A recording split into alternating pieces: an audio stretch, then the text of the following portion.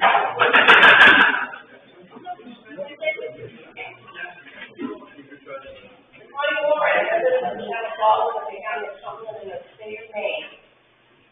never waited on the town clerk's system of the method of notification adopted by the town of Falls and certified that at the direction of Congressman Morris, I notified the voters of Falls on the time for planning a special town meeting. I posted a few copies of the written warrant at the town clerk's office, the East Falls Post Office, West Falls Post Office, and the Falls Community Center. The state was public place within Baldwin on September 17, 2024, which is at least 7 days prior to election day.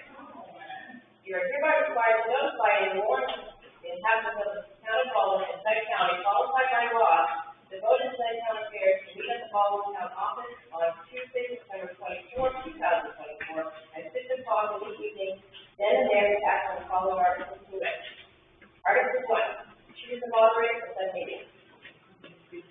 Nominate? I nominate James Ross. Alex?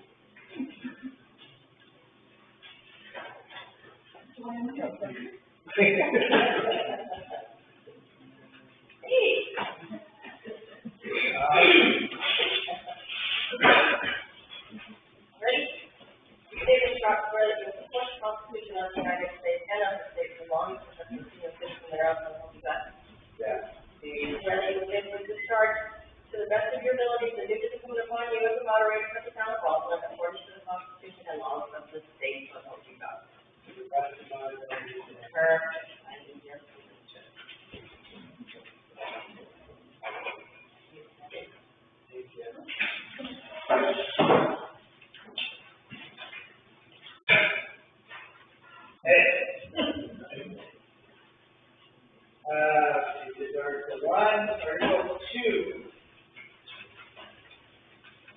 Shall a revision to the land use ordinance of the town of Baldwin dated 11 March 2017 be enacted?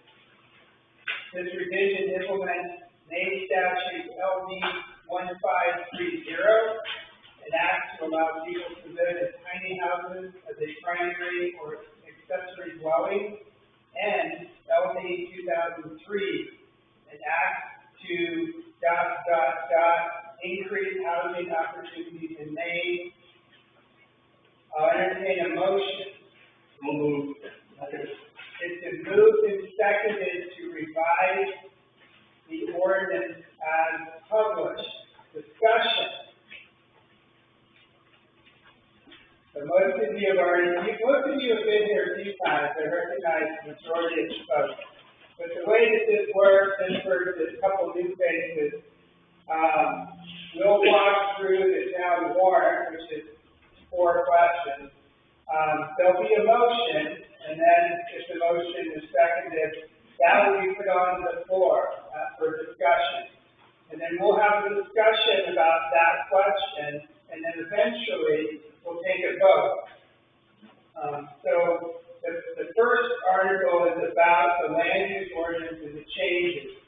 There was a motion to approve the changes, which for the folks who grabbed it on the way in are right here. There was copies over there. So if you have questions or you want to discuss those changes, now is the time to have that discussion. I traditionally let the moving person speak first, if they like, and then we'll open it up to everybody else. If you don't happen to be a resident of Baldwin, please let me know. We need to approve your speaking in a meeting of the town of Baldwin. It's usually not a problem, but just let me know. Try to direct questions to me, and I'll try to figure out the best person to answer those questions, whether it be a planning board member, a select board member, or somebody else who I happen to know has knowledge. So I'll let the moving party speak if they like about the revisions to land use ordinance. There's one problem with it, but it's a technical issue, and we'll deal with that in a little bit. Okay, as you can see in the warrant article as it's written, this modification or amendment is to keep us in compliance with state statutes, which were published, well, they've been around for a couple of years, but, we're just now getting our ordinances updated. The tiny homes and the increased housing opportunity laws, the planning board has done a good job, I think, of minimizing the changes to our ordinance. Pretty much keeping the intent of what we originally had, to the extent possible. So I think, that's pretty much what we'd like to see happen. Thank you. Further discussion about the changes, the proposed changes? Yes. What's the ramifications if we don't do this? What are the ramifications if we do not make these changes? I'll put that to the select board. I've actually pulled up an article from Victoria Foley a month ago, Director of Legislative Affairs and Communications for the Department of Economic Community and Development, DECD, which oversees the implementation. Foley said neither DECD nor any other state agency has the enforcement capability under the new law, but its provisions do override local ordinances. Therefore, any ordinance or regulation that is not consistent with the law may be challenged as invalid. So somebody could sue us, and then we could, that's the ramification. Hand up and then hand up, yes. Just to explain what's in the, public hearing that we had, that, we could miss out on grants, state grants too, if we don't, that. I'm on the planning board, and if we don't pass this, it will create a lot of administrative and time-consuming difficulties for the planning board and anybody who comes before the planning board to get something approved, because, and maybe you can correct me if this isn't right, but what I recall is that we are duty-bound to administer the land use ordinance involvement as it is approved, even if it is not in compliance with state law. So we would be required to adhere to an out-of-date, improper land use ordinance, even though it is not in compliance with state law, and it becomes a mess from there. I happen to be on the planning board, I happen to agree with that. Before we go further, let me just identify the one error and the way that I'd like to handle it, actually the way I'm going to handle it. On page 36, there is a chart of setbacks. It identifies the setback for the normal high water mark to be 100 in the highlands, rural, and BC zones. The chart was supposed to be a compilation of the information that was in the preceding pages. So it used to have the setbacks in each section individually. So in the rural district, the setbacks are there. In the highlands district, the setbacks are there. And what the individual who's working with this did was compile them into a chart. If you'll notice, when you do the reference back to the individual district and the text that was there, it was 75, and the person who made the chart did 100. And so there's also another reference to this particular setback, page 14, which is a reference to the shoreland zone setback, which again is 75. So, the reason I'm telling you this is because the chart is incorrect, it should say 75. And so, to the extent that we vote on this tonight, we will be voting as if 75 is in there, because it is clearly a typographical error. Does that make sense? For all three. For all three districts.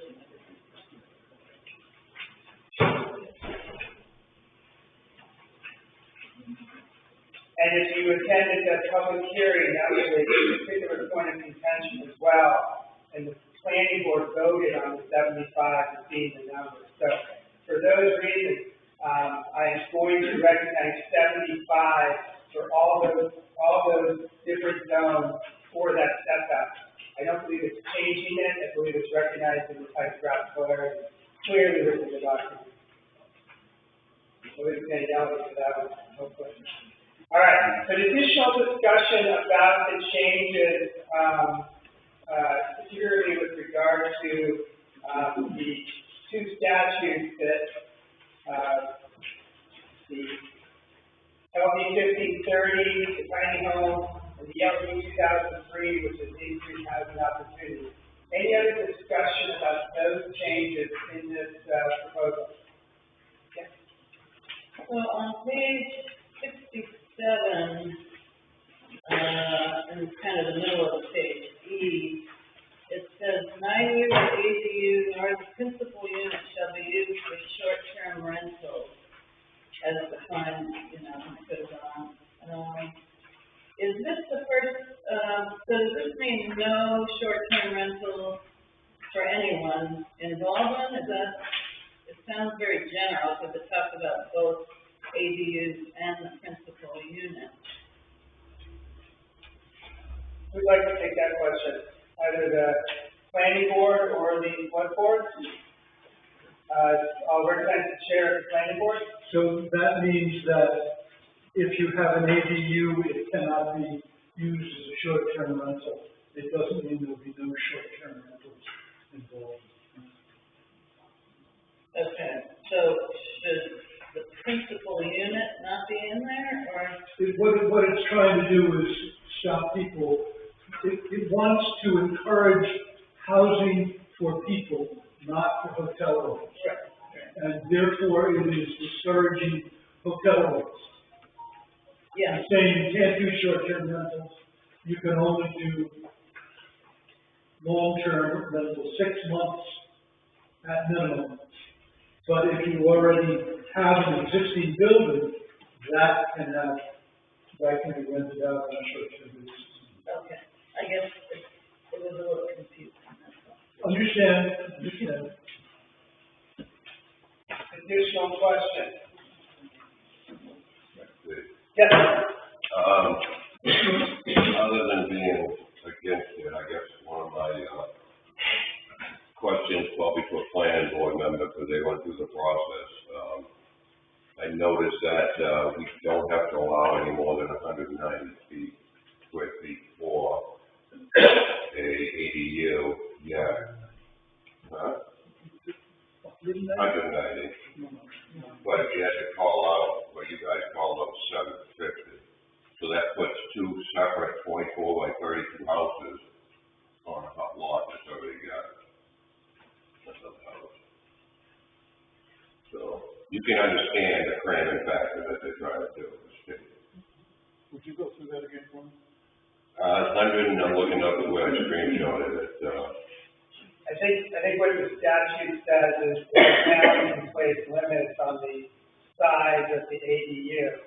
So the minimum was 190. I believe the minimum of the state statute was 190. But the planning board chose to put a larger minimum size. just, Yes, yeah, 750. So I'm just trying to put it in perspective of how big the place that would be. You got a 2-acre lot with a house, and then you can put on at least 2 more 24 by 32 places as long as the sewer is in the water. With somebody coming in to do that would set it up for that. I don't understand the 2 more. The 2 ADUs go up. One. This in here, 1 ADU. one plus the principal residence. And lastly goes into the affordable part of it, right? No, that's it? One eighty per lot. We'll come back, Art, can I see you in the back? I just got one question. So I have 30 acres of land. How many houses could I stick on that?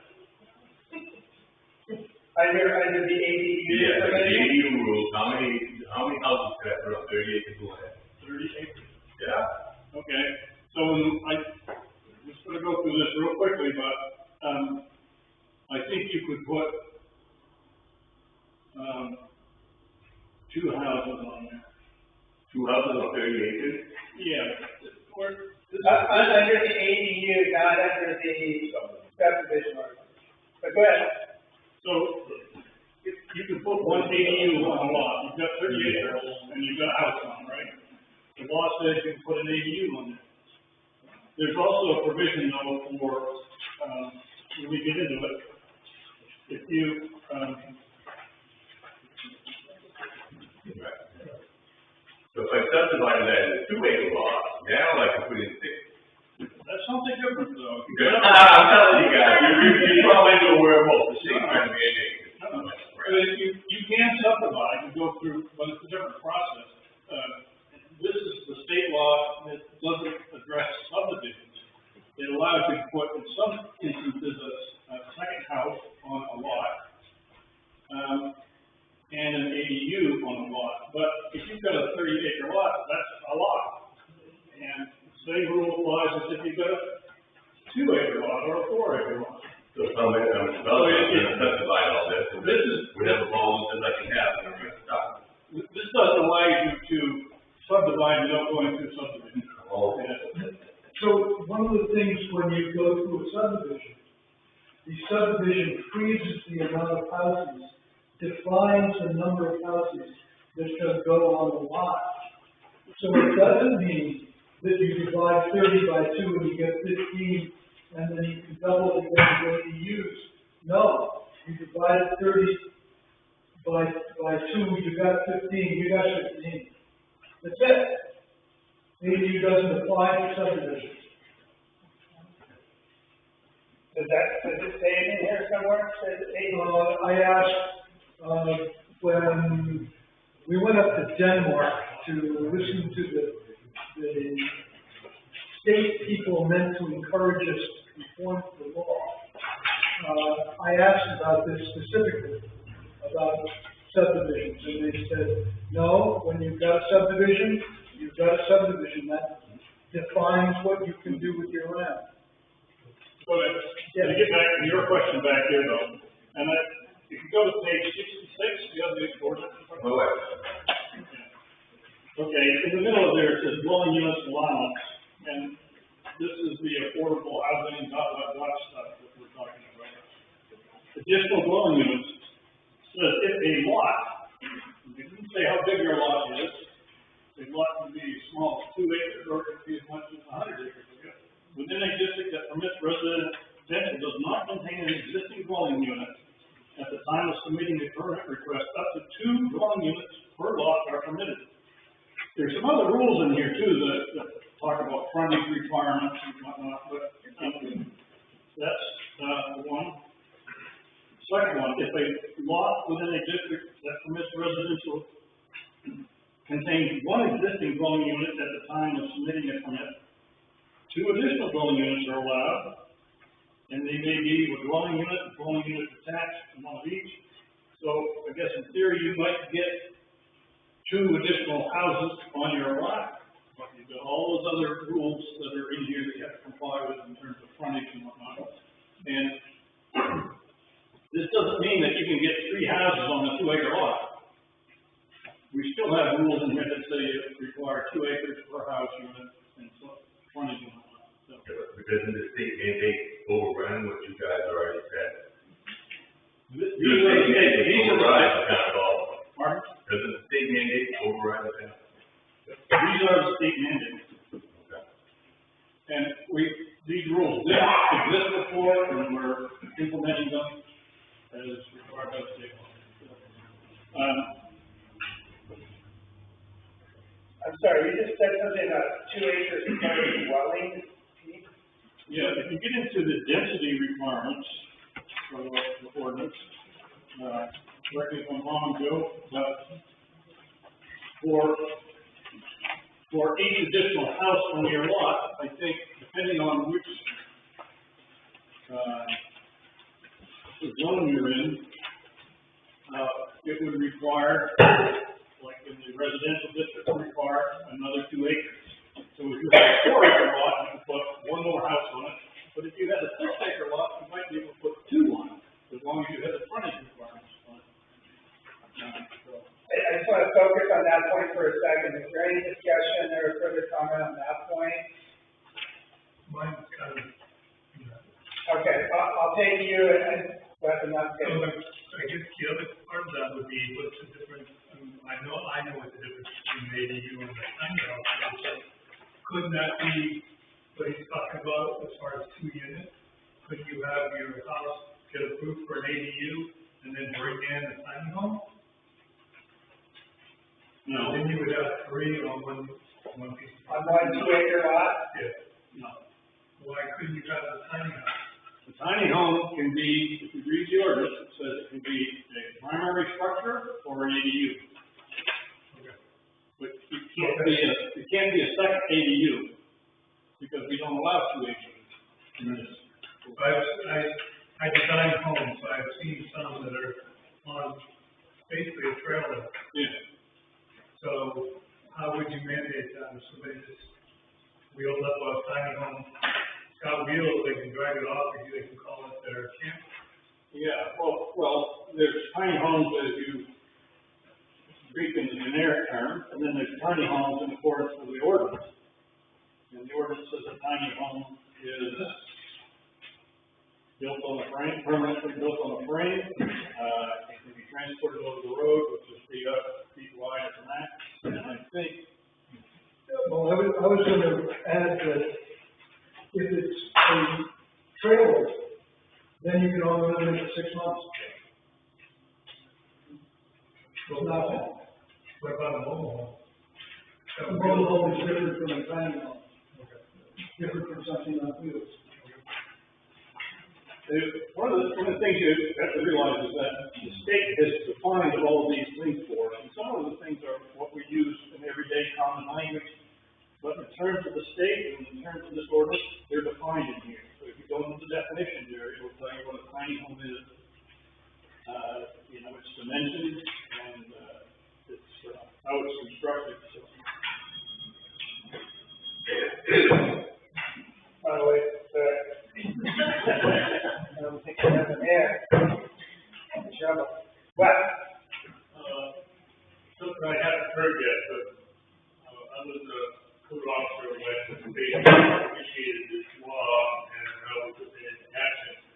But one of the provisions in the ADU, which will prevent a landlord from putting up a lot of little 4-unit ADUs that's not very smart, is an ADU would be a major, building plus 3 additional residences, or major building 3 residences and 1 separate, so only 4. But the landlord has to live in one of those units on that land.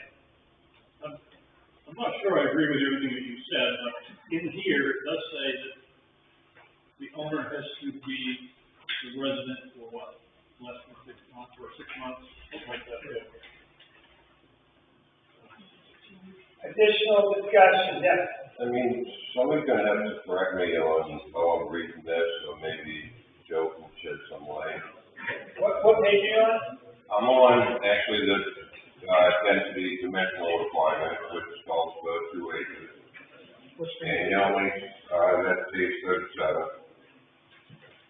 And then just the only thing different is you need, different road frontage. And setbacks are a little different.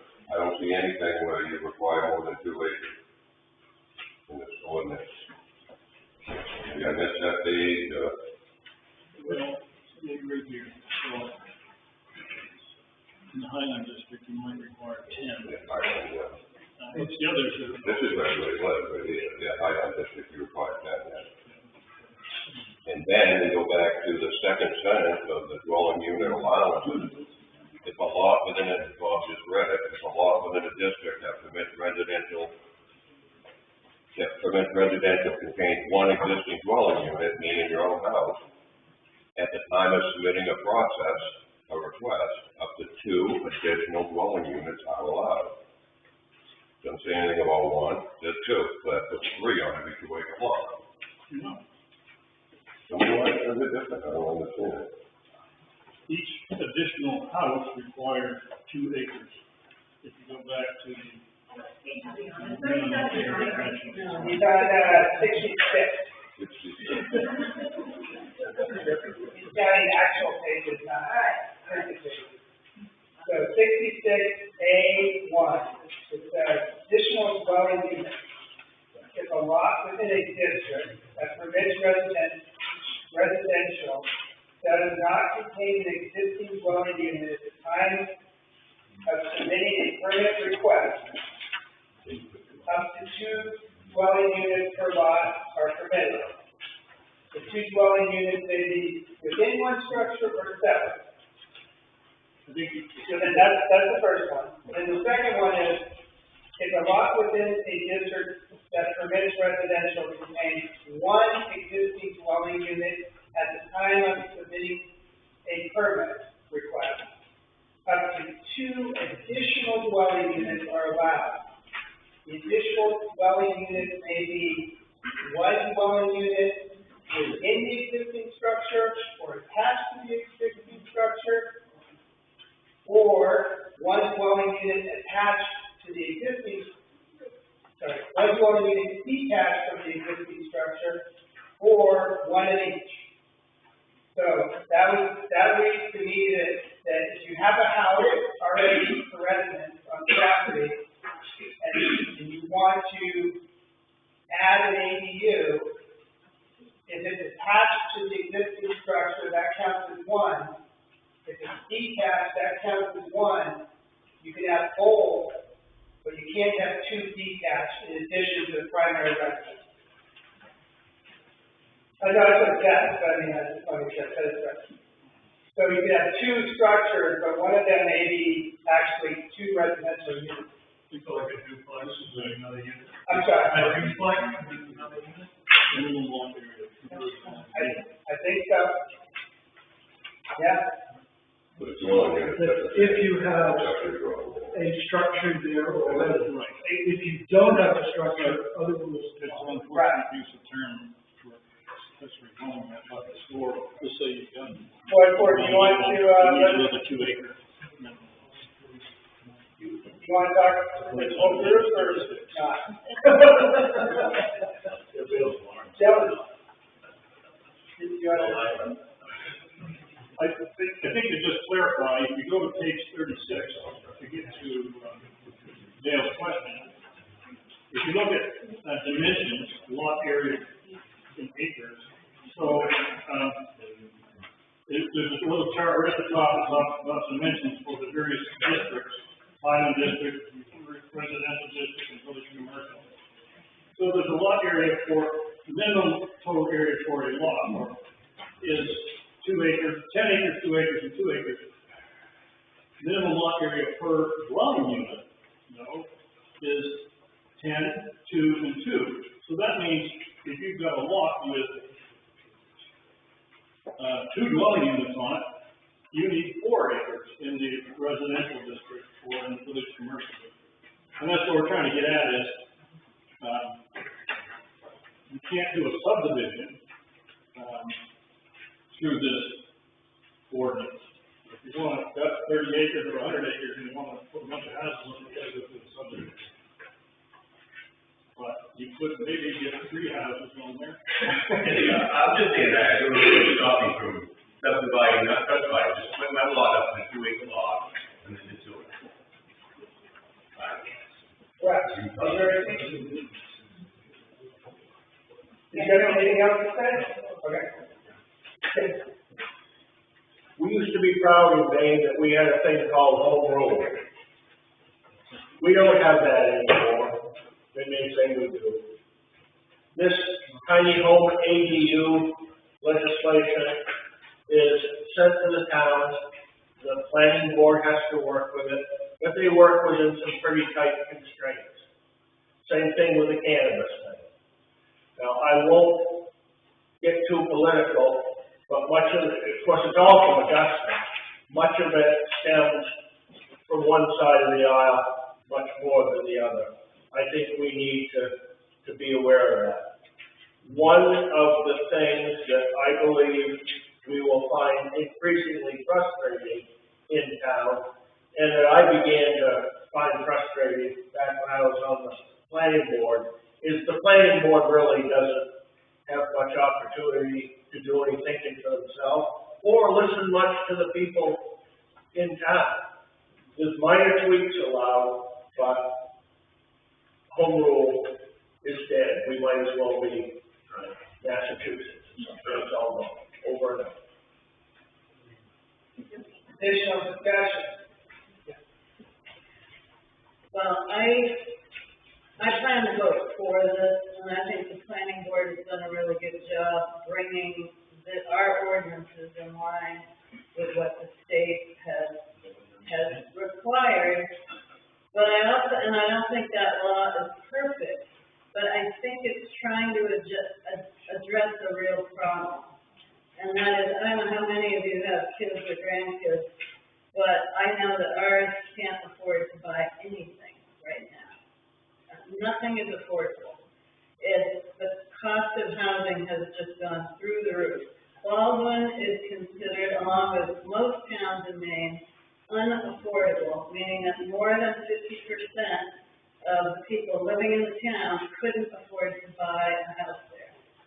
So it's a huge problem, and I don't know if this is the right way to address it, but it's something.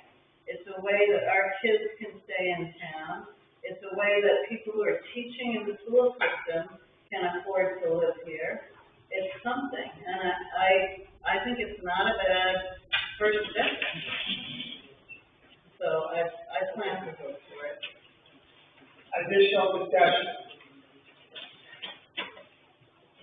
Yes. Is this going to increase our permit? So currently we have a cap on the number of growth ordinance, a cap on the number of building permits that can be issued in any year. There's different restrictions for subdivision and non-subdivision.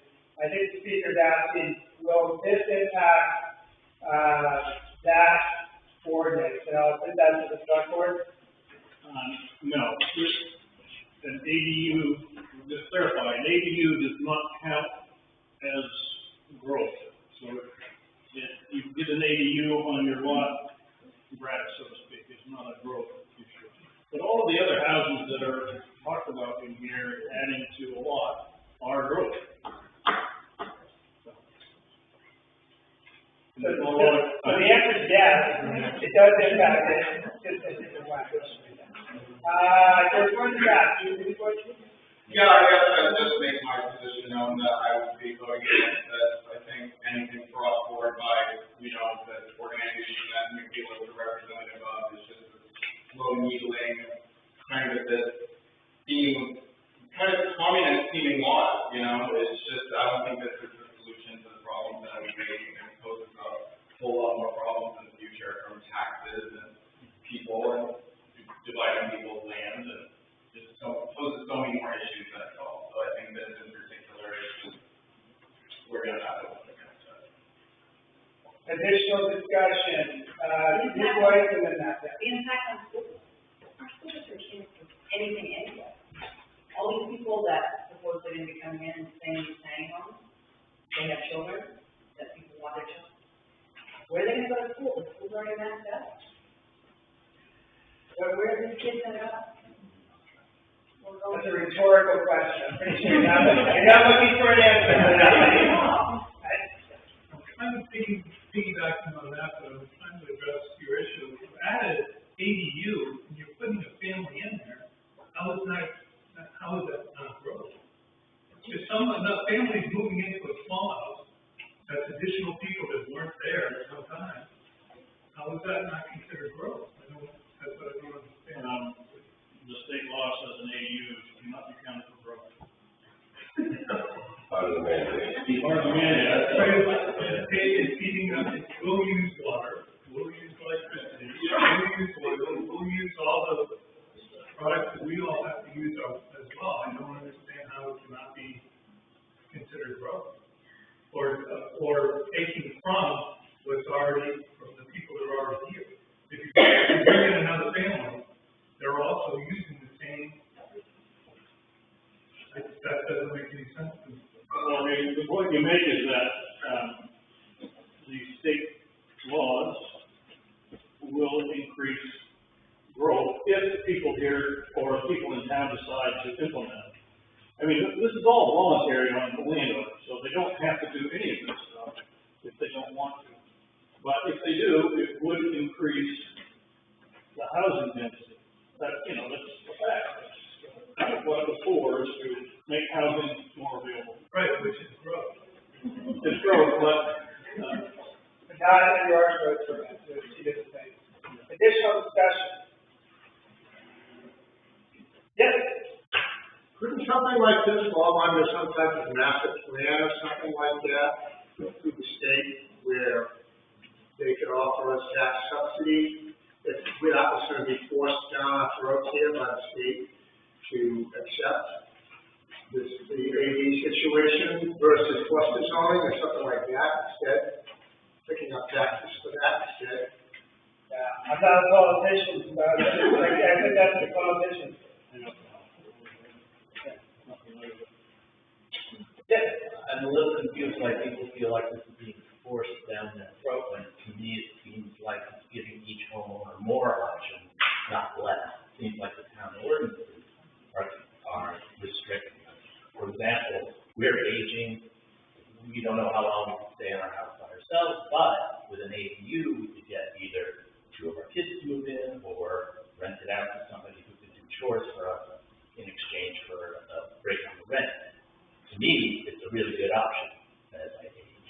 So I don't see why this is being forced on anybody. It's just giving me more options. Additional discussion? You voice in the back there, and then we'll come up here. As somebody who is lives in a tiny house, I would like to say that it's more, I feel like it's more of an option exactly for what you said, as for people to be there for other people who can't take care of either their property, which is personally what I have done using our tiny house. We're now in a single family home. By having that option to help people is really big, I feel like. I feel like this is just adding to this town, the options that we can rely on, and having more multi-generational situations with also having zero privacy.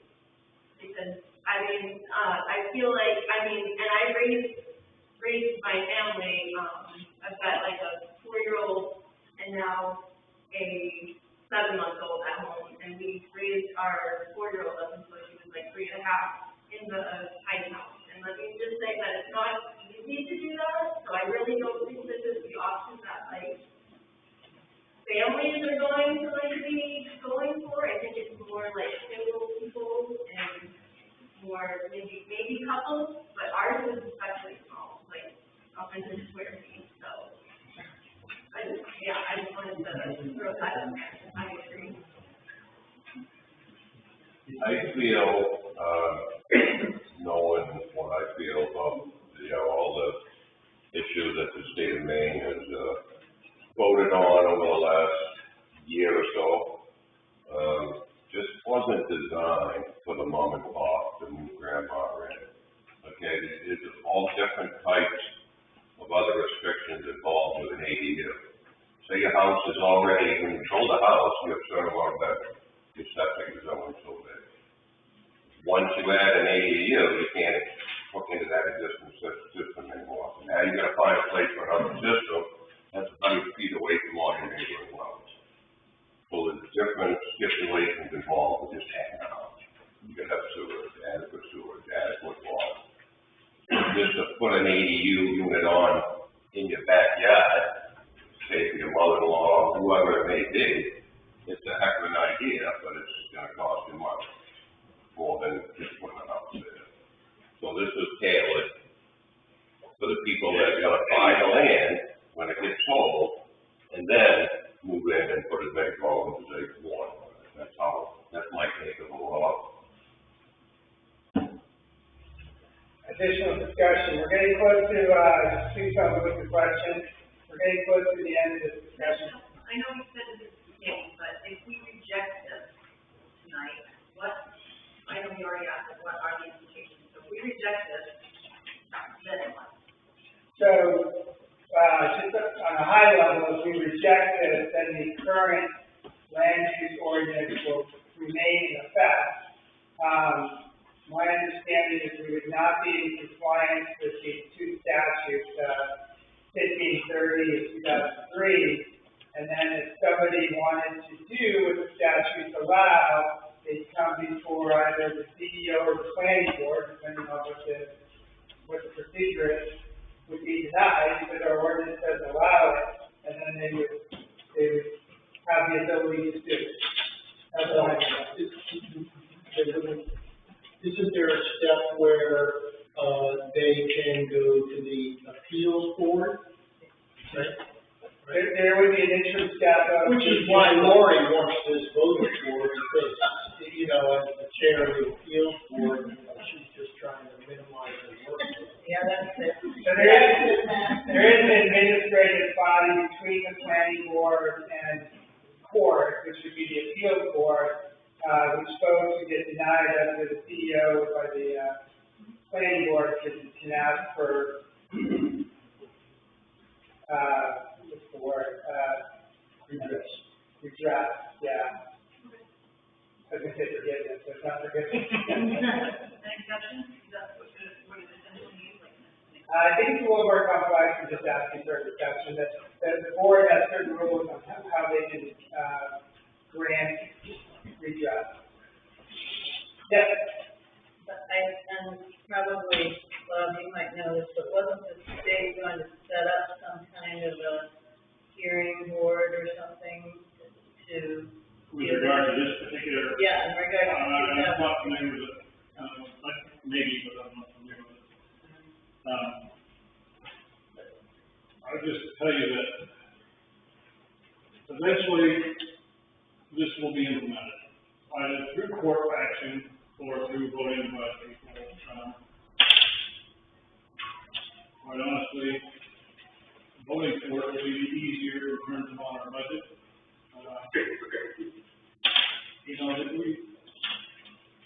We have a lot of mandates that are put on us by the state. Property taxes, personal property taxes, business taxes. It's administered by the town. We have to do it, whether we like it or not. This is an instance where, the state has passed a law. State law supersedes home rule. It's breaking the home rule, but state law supersedes home rule. For the sake of the planning board, the select board, and people in town, just to say, this ordinance doesn't mandate that you do anything with your land. As was pointed out, it does allow you to do some things with your land that you can't currently do. But doesn't mean you have to do it. So my recommendation is to pass it, and get on to the business. I'll, give the floor to any one person who wants to speak against it. And I wanted to close it off with, somebody who wants to speak against it, I'll give them a second. What I don't understand is we're trying to solve a housing issue. This gentleman wants to build some houses to solve that issue. No, it doesn't. I don't want any of that. There's people out there that want to build. Yeah, that's the problem. And you guys are lying on So, can we let him finish? and you guys are saying, no, we can't do it. We own the land, we should be able to do what we want. If we have to, we'll go by the state, because that's what we do, it's we the people. As simple as that. It's our land. We should be able to do what we want. All right. I think we've exhausted the discussion here. The motion on the floor is to adopt the changes as stated in the handout with the 75-foot issue being corrected in the table. That's the motion on the floor. I'm going to first ask for ask for the positive vote, then ask for the negative vote. We're going to try for a voice vote, if it is possible. If you can't do a voice vote, if it's not clear, then we'll do raised hand.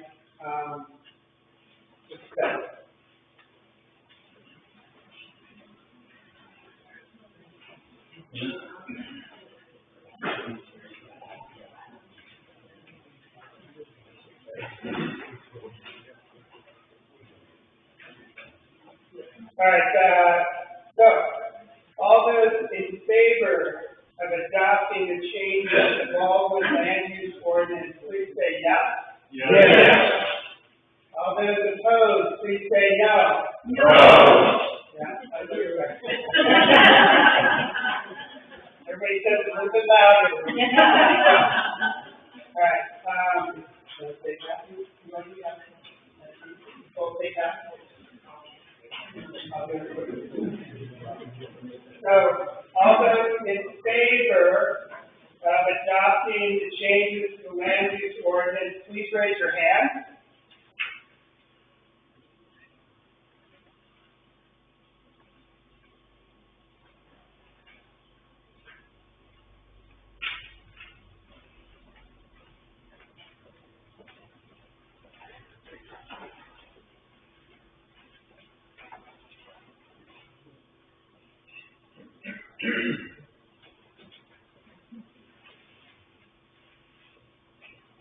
Put your hands down. All those against adopting the changes to the land use ordinance, please raise your hand.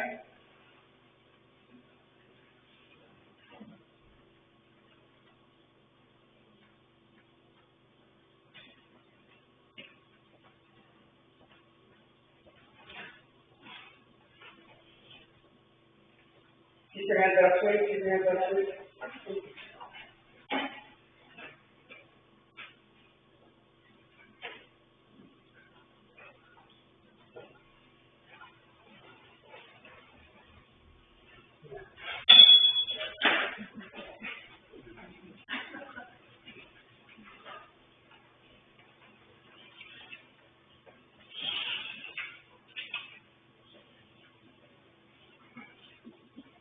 You have to do math in front of a group of 50, 90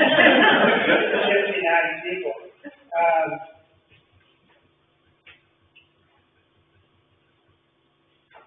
By a vote of 27 to 22, the motion is voted down. The vote is Article 3, shall an amendment to section 10.11 of the current enacted version of the land use ordinance of the town of Baldwin be enacted. This amendment, A, revises the medical cannabis portions of the land use ordinance of the town of Baldwin. B, repeals the existing town of Baldwin ordinance prohibiting retail marijuana business establishments and retail marijuana social clubs of 11 March 2017, and adds provisions to section 10.11 of the land use ordinance of the town of Baldwin to restrict retail cannabis activities as allowed by the statute. So I entertain a motion. It's been moved and seconded to amend the land use ordinance with regard to cannabis. I'll allow the proponent of the motion to speak first, if you so desire. This,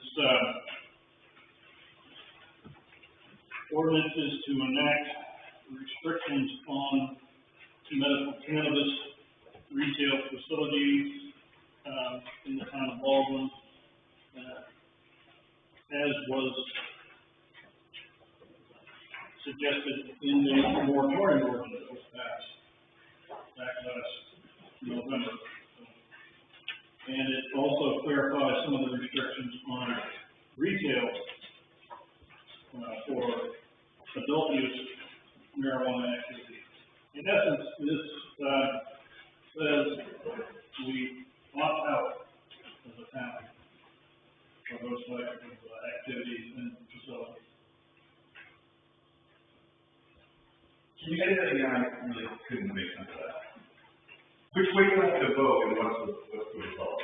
If you vote yes for this amendment, that means that these retail activities will not be allowed. Okay. Restricted. So the planning board, works with, Southern Maine Regional Planning and Development Commission. And the instructions that the planning board was given through a series of couple meetings was to, seek the most restrictive ordinance possible for medical and retail cannabis.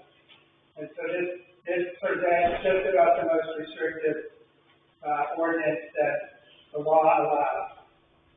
Is that a fair assessment? Yes. Planning board, yeah, okay. A discussion, yes. At the last meeting, we had a discussion about adding a phrase, basically saying that if we had any existing business, that it could not grow, that it had to stay exactly as it was today, and that they would not be granted any growth ability to put in dispensaries or whatever they have remained as it is. They still go through the process. I couldn't find that in here. That was missing something. It wasn't added in. It was not, oh, we had all agreed to add that in. I believe you're correct, and I believe it's not in there. So, let me finish this line of thought. What was the process? Why was it not added? I don't have an answer. I wasn't part of the process. What was the question again? The speaker's referring to the proposal of the planning board to limit existing, marijuana use to its current footprint. It couldn't expand in terms of density or size. Yep. And the speaker's saying that she doesn't see that within the ordinance that was published by the selectmen. And so, my belief is it was inadvertently left out. Unfortunately, when, the planning board brings something to a town meeting, it may not be amended. It must be voted up or down. So it sounds like in the process it was inadvertently excluded, and so the ordinance that's before the town does not include that.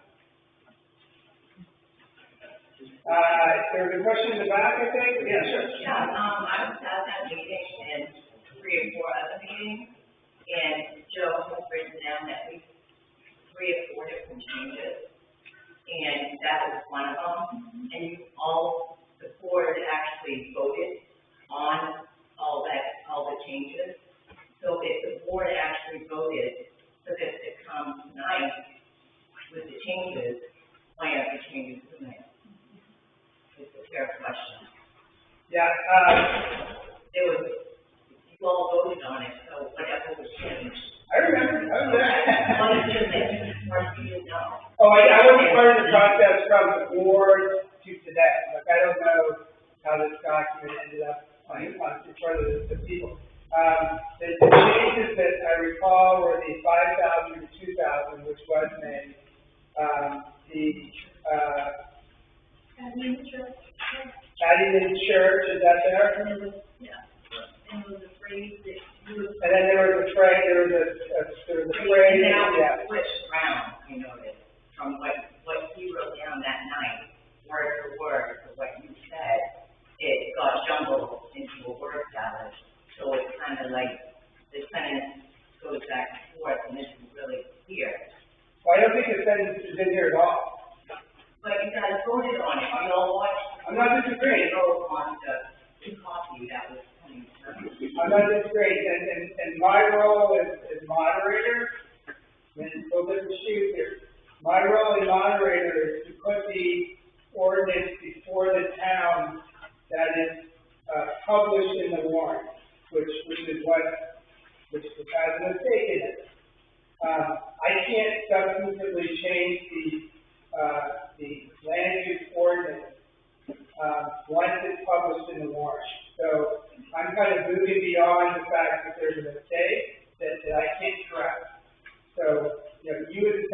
option to vote it down because it isn't what you wanted. You have an opportunity to vote it in and change it to correct that mistake down the line. But I'm not, in a position to make that change if you figure that. And I'm not in a position to defend how it happened because like I said, I wasn't part of that. But I know exactly what you're talking about, don't get me wrong. Yeah.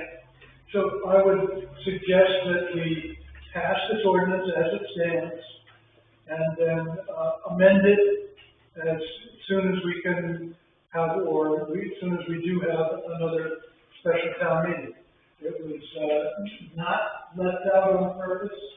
I asked the typist to change it. I'm sorry, I'm not proficient in a computer enough to go in and change the document and have it come out right. But it's along the 75, the flood line, you know, there's an error there, it's like error after error, like he had said. And it's like we need some consistency here from the town. We went multiple times and said, well, we want it as equal. And it's not like in black and white that we don't want any of this in our town. Pretty simple. I hear your frustration. We just didn't get that as people that voice our concerns multiple times. And the difference as moderator, the difference of the two issues, the 75 foot and this, the 75 foot was clearly a typographical error because it's in the other ordinance multiple times, the 75, whereas here, the language just does not exist, and I don't feel, within my authority to act on language after it was published. But I hear your frustration, don't get me wrong, I do. Yeah, you had your hand up, start with that. I would be interested in hearing a non-binding, because it can't be legally enforced. I would be interested in hearing a non-binding sentiment from the select board and the planning board that they would look after this in a reasonable period of time and come up with and offer an amendment that would cover the inadvertently lost paragraph. I would definitely do that. So both the chair and the select board has said that they would support that type of move, yeah. Something new or something on this issue? Something on the issue related is our moratorium ordinance expires in 3 days. And so we want to get this passed on the book. I think it does 99% of what most people here are concerned about. These other issues about existing businesses that may exist. We're not aware of any, but they may exist. 1, 2, 3. One. I just have a question. If we voted this in, can we make a motion to move? Can we make a motion to extend the moratorium again here tonight? Not under my jurisdiction. Whether or not there's a select board meeting notice to follow this, I don't know. We can put that to the select board whether or not that's an option during the select board meeting. Does it have to have like a special town? I mean, I don't know how that works. That's why I'm putting it to that. So to extend the moratorium, we need a public hearing. We need a 7-day notice. We're outside of the window already. And so, I'm not sure if we can extend the moratorium that's expired. So we could just as easily modify it, the ordinance at a later date, quite honestly. You may have answered this, but the confusion for me is the lack of confidence that I would have where you left something out that everyone clearly wanted. Now you're telling everyone to vote anyway, and we'll fix that. How do you know that it won't slip through the next time? I'll put that to the board. I will let it.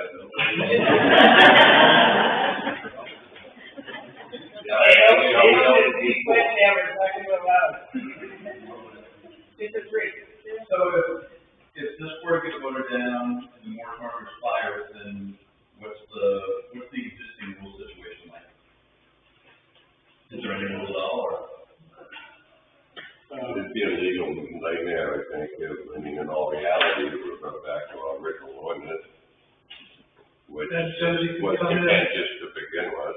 Somebody could come in 3 days and submit a conditional use permit application Right. and Yeah.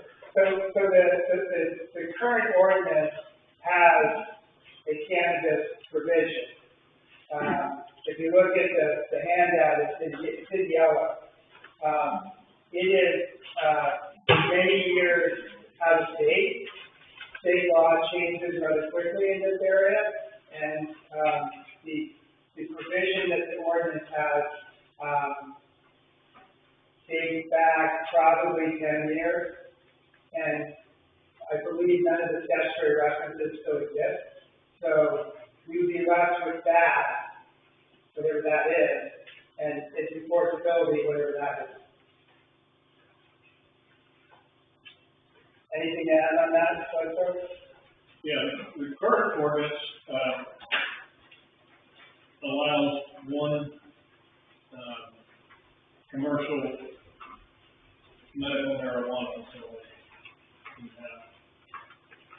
And we have somebody who's ready and willing to submit a conditional use permit at the next planning board meeting. So, again, my advice is to pass it and then amend it. Dale says he's gonna take care of it. Yeah, we could actually take it up when we have a, meeting after that workshop, we can address it and get it on the book. Additional discussion? Yes. My recollection is not quite perfect, but I think the moratorium has already been extended once. Yes.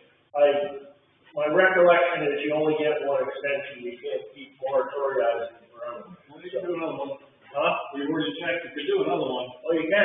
but you've got to go through the process. Yeah, we ain't got time. Additional discussion? Hearing none,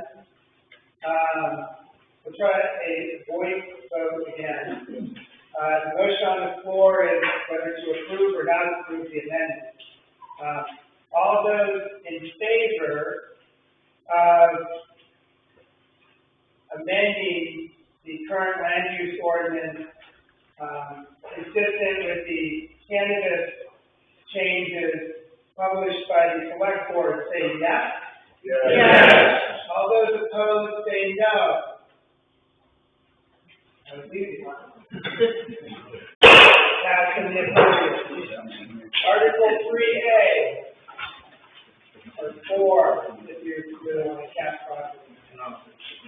Shall an ordinance enacted entitled Floodplain Management Ordinance for the Town of Baldwin, Maine be enacted, thereby repealing and replacing the March 12, 1994 ordinance by the same name? I'll entertain a motion.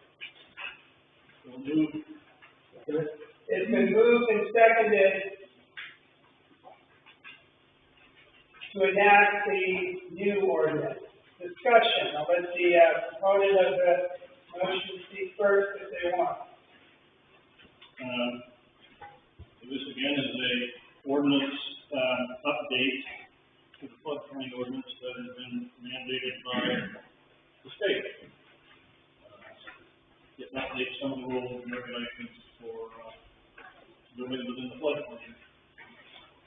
I think there's been a few modifications, but not much to the actual location of what the floodplain is within the town.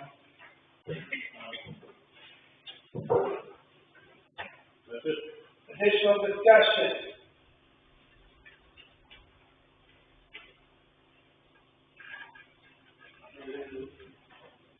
I would add to that, that if we don't pass this ordinance, the town of Baldwin will not be eligible for any FEMA money. So if one of our bridges on a town road washes out, it's up to us to come up with the money. We can't get any FEMA money for it unless we pass this ordinance. That's my understanding. Excuse me? That's the stick.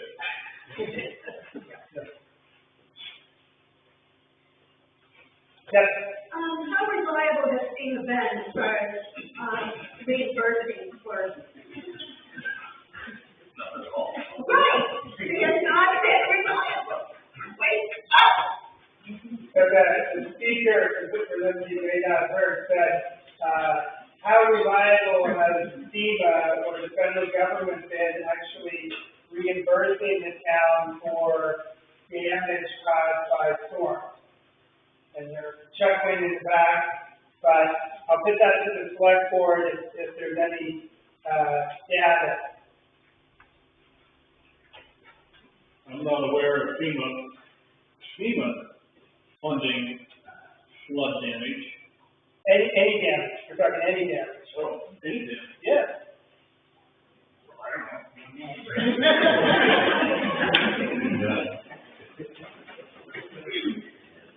Aren't we talking about damage to the road? No.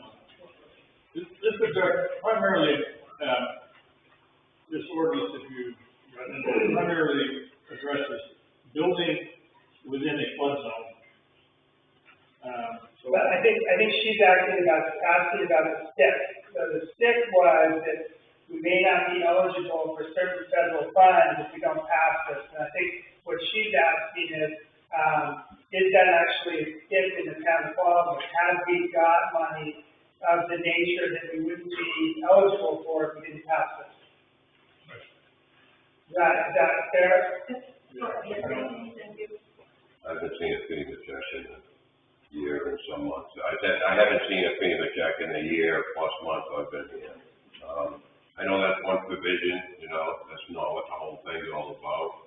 I think it would, prohibit people from getting insurance if they live near this flood zone. There's just different ramifications, I guess, that would be involved. Well, excuse me, but, is FEMA the only source of flood insurance for your home, or can you go to your insurance company? Insurance company, they'll take it, Yeah, I think we have gone there. Yeah. We don't get a lot of Baldwin from, either the Friends or Cumberland County for disaster relief, being Baldwin on the outskirts of Cumberland County, we're the last, so, we're not a big, source of income from the state, or FEMA, so. Additional discussion, if you have more, that's fine. Yeah. I feel like I'm saying this is a little bit of ignorant, background, but it talks a lot about the foundations of different buildings and how they have to be replaced by certain standards. And I'm not sure that it's worth, enacting this law and restricting people to how they have to rebuild or repair their homes if they are damaged by flood or whatever. I think that's where the insurance would kick in and say, I'm not gonna cover you because you can Our insurance company comes and visits our house once a year, and there's probably nobody that's really located more close to the Suffolk River than we are. Yeah. No, I get it. I feel your pain. It's just, So do you have FEMA insurance? No, we do not have FEMA insurance. We call each other around January and say, what do you think we should do? Should we get insurance or not? Because it's very expensive, love it or hate it, insurance companies run our lives in a lot of different aspects, it's like. Well, we try to run it. The only option is to not have it. Yeah. We try to run it by giving our own opinions to each other. Additional discussion, questions, comments, concerns? Okay. Hearing none, yep. There's front. It's the first step, it's the nose and the hand. I've seen it before. All right. We're gonna vote on this. Can you clarify the vote, okay? Yep. So, it's Article 3, the second Article 3. And we're going to vote on whether to enact the new ordinance that will replace the existing ordinance regarding floodplain management. So if you say yes, okay, if you say yes, then you're saying that you want to adopt a new ordinance. If you say no, you're saying you do not want to adopt a new ordinance.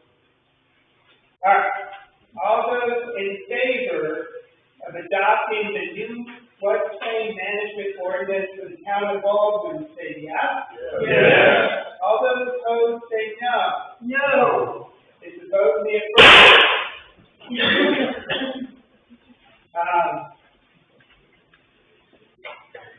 Motion to adjourn? Anything that you folks have over here? I'll, entertain a motion to adjourn. Oh. Second? All those in favor? We are adjourned. Thank you very